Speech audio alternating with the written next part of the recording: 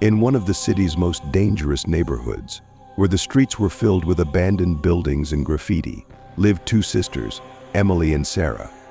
Their home was a humble refuge amidst the chaos of the ghetto, a place where they could feel safe despite the hardships of the outside world. Their neighbor was a man named Mark, who lived alone in the house across the street. At first glance, he seemed like a good-natured loner who sometimes smiled at them as they passed by on their way to school. But there was a darkness lurking in his eyes that the sisters couldn't understand until it was too late. Rumors of the missing children began to spread through the neighborhood.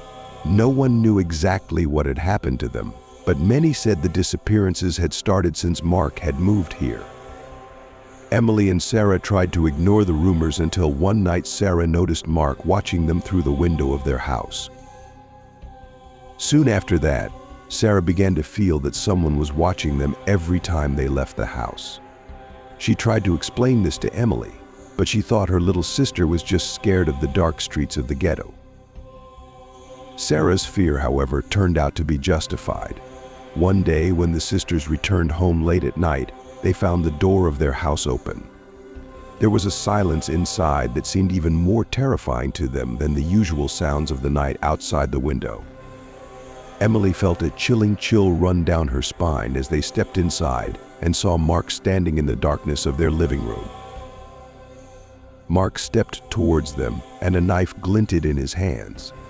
The sisters managed to escape and lock themselves in their room, where they called the police while they heard Mark trying to break down the door.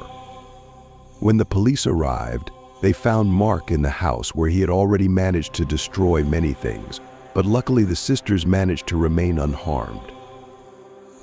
After Mark's arrest, it was discovered that he was indeed responsible for a number of disappearances in the neighborhood. His house was full of evidence of his crimes.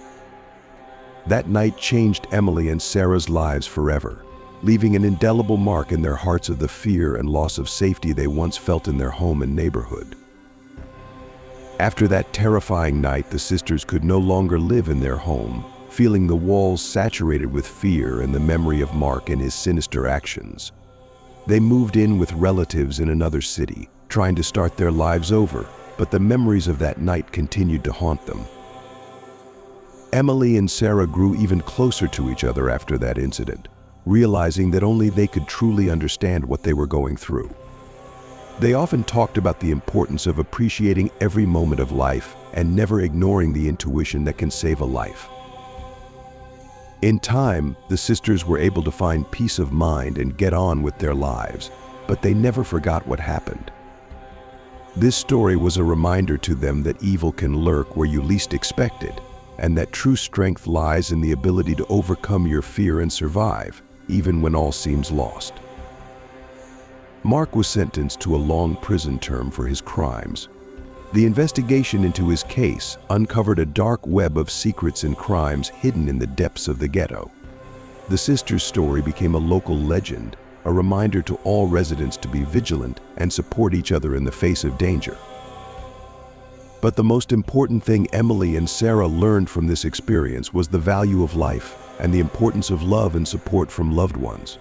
They learned to appreciate every moment spent together and to never forget that the power of family and love can overcome any adversity.